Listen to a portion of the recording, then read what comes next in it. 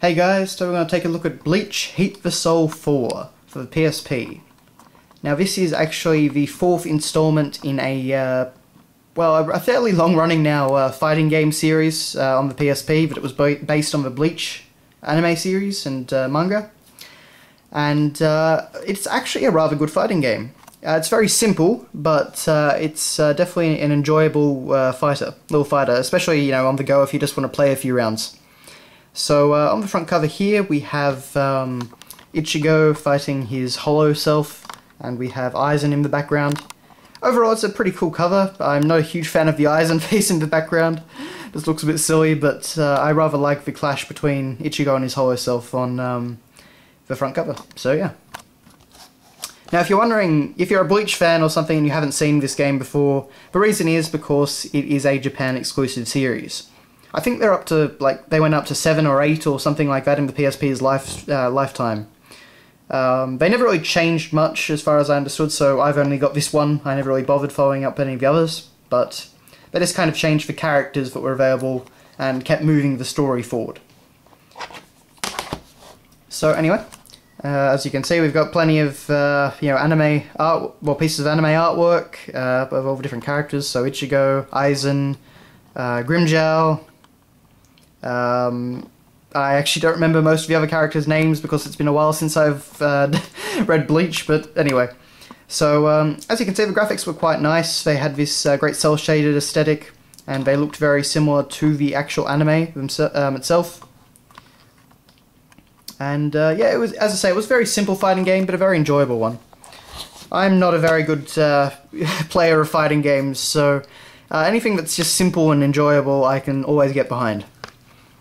So on the UMD we have just Ichigo and Aizen on either side of the logo. Pretty simple, but alright. And of course over here we have move lists for all the different characters in the game.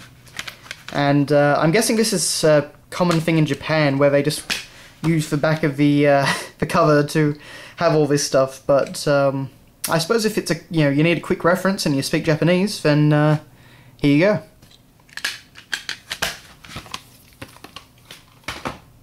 Anyway, moving on. We have our manual, and lo and behold, it is actually in full colour.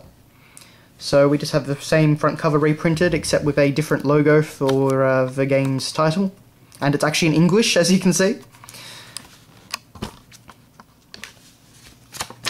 So we have some artwork throughout this. There's Hollow Ichigo. If I can just turn the manual. So you have all the different character heads on the top of each page. You have pictures, of course. It goes through all different systems and controls. A fair amount of English, as you can see. Game settings, sound settings, key config. But actually, that is another thing I probably should have mentioned that makes this game. The simplicity is a good thing in this game.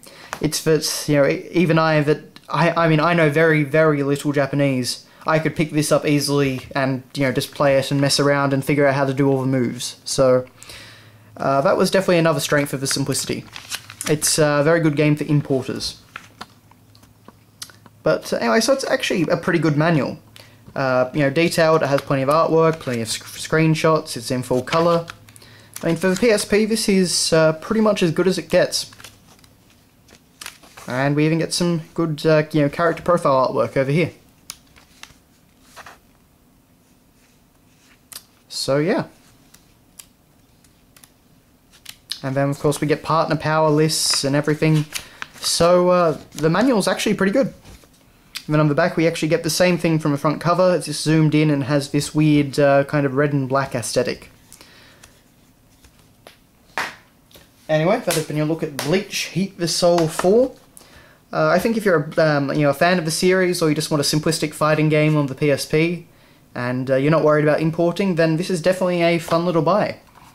In fact, I'd pretty much say that for any of the Bleach Heat the Soul games after 3 and up, because they're all pretty similar. But anyway, thanks a lot for watching guys, and I'll see you later.